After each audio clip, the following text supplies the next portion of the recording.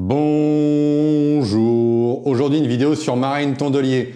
Non, vous ne rêvez pas, j'en ai fait une samedi, j'en refais une aujourd'hui, parce qu'elle raconte encore des conneries. Et vu que le père spirituel de la chaîne, c'est le fou allié, j'ai tout à fait le droit de faire 15 vidéos à la suite sur la même femme. Je vais vous demander de ne pas être complotiste et de croire au réchauffement climatique. De près ou de loin, vous devez tout croire. Le GIEC, le machin, le truc, la COP 21, tout. Ok ?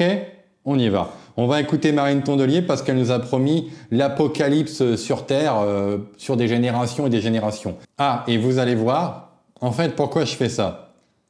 Pourquoi je vous demande d'être un suppôt du GIEC? Parce que vous allez voir qu'à un moment dans la vidéo, ça va partir en sucette. Il va se passer quelque chose d'inattendu et de complètement fou. On y va, on écoute Marine. Marine qui a encore toujours la même veste. Mon Dieu, tu la portes tous les jours, ça doit sentir un petit peu mauvais. Mauvais. Alors le problème, si c'était que l'écologie qui perdait, je le prendrais pour moi. C'est l'humanité qui est en train de perdre la bataille. Parce que les uns... Donc, si elle le perd, quand même, ces gens sont complètement fous. Hein. Faut vraiment s'accrocher avec vous. Si elle le perd, en fait, l'écologie va perdre, donc quelque part, on va tous mourir. Tous. De perdre la bataille. Parce que les enfants qui naissent cette année, personne ne peut leur garantir que la planète sera encore habitable dans 30 ans.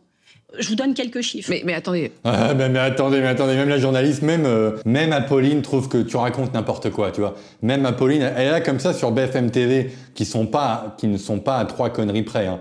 Elle dit quoi 30 ans quoi Hein? Est-ce que vous vous dites que potentiellement, les enfants qui naissent aujourd'hui n'iront pas au-delà de 30 ans? La planète sera plus habitable, c'est-à-dire on ne pourra plus avoir des conditions normales d'habitabilité de la planète. Si au moins l'avantage que ça pouvait avoir, c'est que tu arrêtes de dire des conneries à la télévision, est-ce que ce n'est pas une bonne nouvelle? Je ne sais pas. C'est pas la première fois qu'ils nous menacent d'une catastrophe, d'une apocalypse écologique. C'est pas la première fois, d'accord? Restez calme, on va croire ce qu'elle dit. Le GIEC ne dit pas la même chose que toi. C'est ça qui est problématique quand même, c'est que tu arrives à être encore plus complotiste que les complotistes. Dans l'autre côté, c'est complètement fou, quoi. Parce que le GIEC ne dit pas ça. Hein? Mince alors.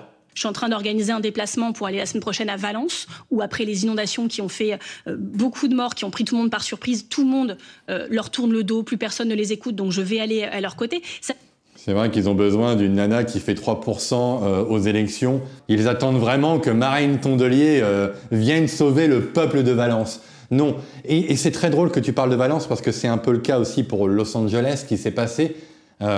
Oui, il y a sûrement un impact écologique qui a créé les inondations, très certainement, mais aussi le fait que le boulot n'a pas été fait en amont. D'ailleurs, les écolos ont été pointés du doigt. Puis encore une fois, je ne vois pas ce que tu vas faire là-bas parce qu'ils n'en ont rien à cirer d'une nana qui fait 3% et qui est une, pardon de le dire, hein, une serpillière électorale pour Jean-Luc Mélenchon. Ça va être ça la réalité. La banquise arctique aura disparu dans 35 ans. 0... Non.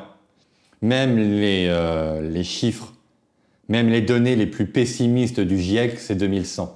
Bon, elle avance à 2055. Encore une fois, je vous dis, on est full complotisme, mais c'est pas grave. Nous, on tient notre ligne. Nous, on va pas s'écarter de la ligne du GIEC. Même là-dessus, tu arrives à raconter des conneries. C'est quand même assez fou. Je te rappelle que tu es écolo. Hein. Moi, je le suis pas. 5% du poids de notre cerveau à tous les humains est aujourd'hui... Ouh là là, attends, celle-là, elle est forte. 5 ans. 0,5% du poids de notre cerveau à tous les humains est aujourd'hui formé de microplastiques qui se logent dans notre cerveau. Totalement faux.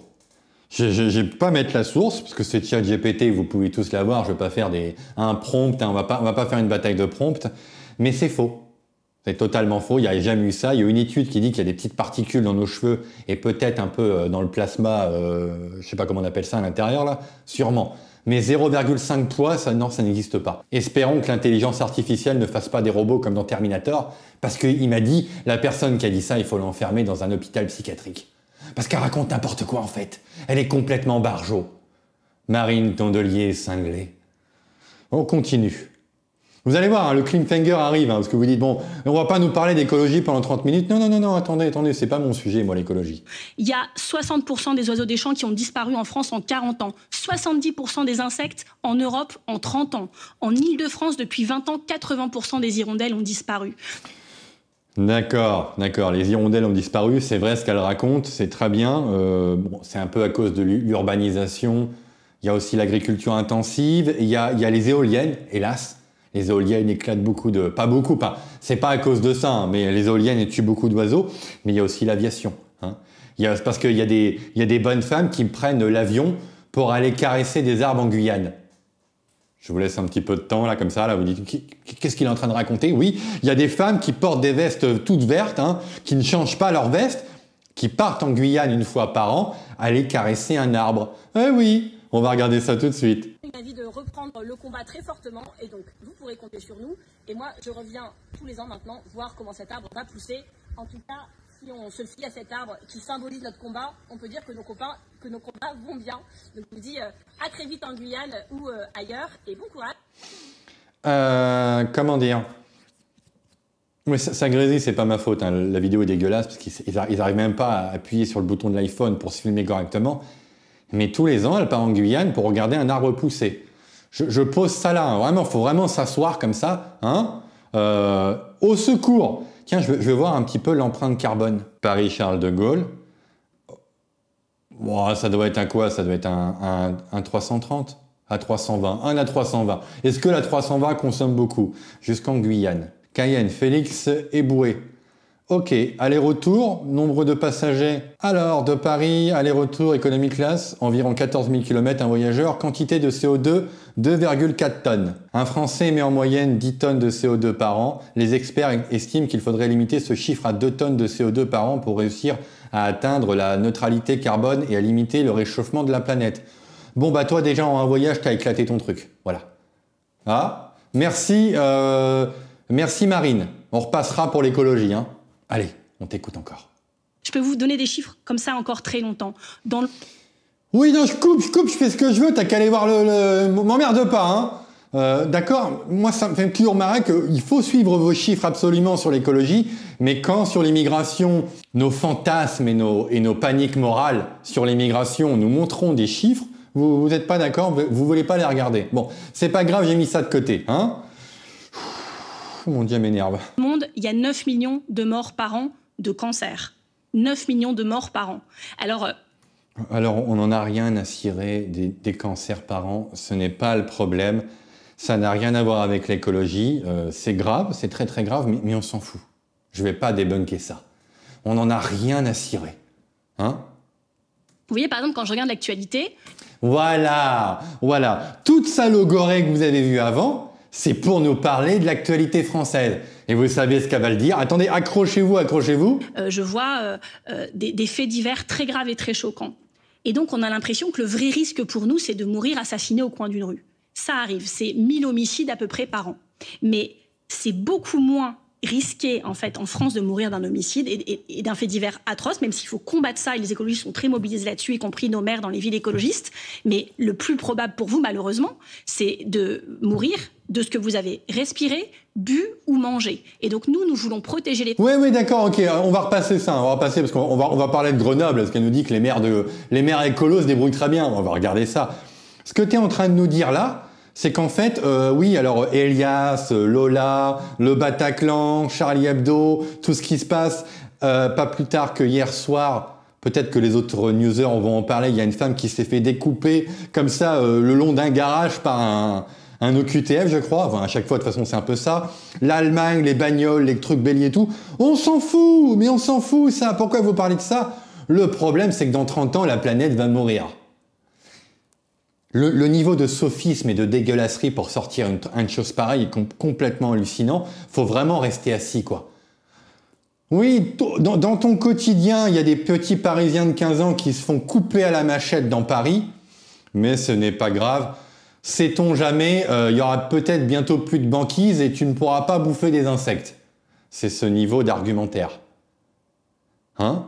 Si tu fais 3% Marine, c'est peut-être qu'il y a une raison. Et si l'autre Marine, la blondasse, vous écrase à chaque fois, c'est peut-être aussi pour une autre raison, je ne sais pas. Hein? Ça m'énerve. Attends, on va quand même réécouter. Je réécoute s'il y a un truc intéressant, parce que j'ai vite passé. Et d'un fait divers atroce, même s'il faut combattre ça, et les écologistes sont très mobilisés là-dessus, y compris nos maires dans les villes écologistes. On va regarder un petit peu ce qui s'est passé avec Éric Piolle en 5 jours. Hein. Le premier... Alors, ça, c'était le 15 février. On est le combien aujourd'hui? On est le 21. Ok. Révélation autour de l'attaque à la grenade à Grenoble. C'est-à-dire que maintenant, les gens s'attaquent à la grenade. Pourquoi pas? Le gérant du bar condamné une fois, bon, on s'en fout, d'accord? La mairie subventionne son assaut impliqué dans un trafic de cigarettes. Donc, le maire écolo qui est Éric Piolle, si je dis pas de conneries, le maire écolo, en fait, subventionne un mec qui fait du trafic de cigarettes et qui se prend des grenades avec je sais pas combien il y a eu de blessés. Et maintenant, 5 jours plus tard, qu'est-ce qu'il y a eu? Grenoble, une voiture bélier lancée sur une bibliothèque inaugurée en décembre 2024. Ça veut dire que cette bibliothèque n'a même pas 3 mois. Détruit complètement l'intérieur du bâtiment par un incendie.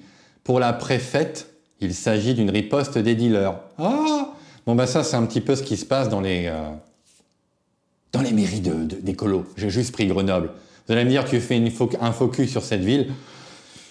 Je fais ce que je veux, d'accord, hein, je fais de la propagande et j'en ai rien à cirer. Est-ce que c'est mieux de raconter que la planète va mourir dans 30 ans? Je ne sais pas. Bon, la suite. Mais le plus probable pour vous, malheureusement, c'est de mourir de ce que vous avez respiré, bu ou mangé. Et donc nous voulons protéger les Français globalement. C'est pour ça que nous présentons des textes sur le sujet aujourd'hui.